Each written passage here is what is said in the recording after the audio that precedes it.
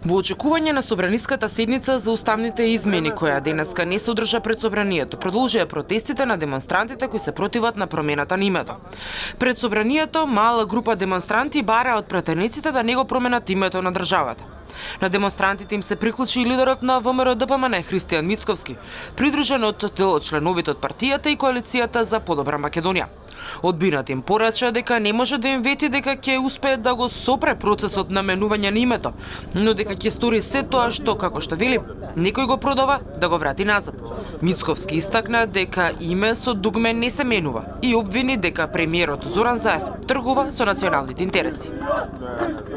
Згора на тоа се отвара Пандорината кутија со етнички барања на останатите заедници кои што живеат во Република Македонија. Етнички барања на албанците.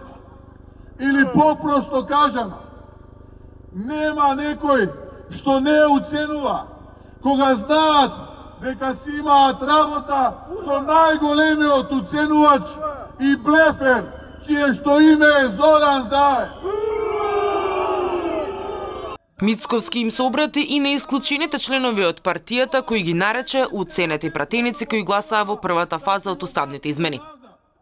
Оние што одбра да му слугуваат на Заев, морам да кажам дека можам да ги разберам. Притиснати се, солираат, се пењават, се срамотат и поплукуваат се за да истргуваат. Тешко ми е кога ги гледам во таа улога, но не можам да ги оправдам. Стотина демонстранти на снежното студено време излегоа да кажат не на уставните измени. Тие најавија дека ќе продолжат со протестите.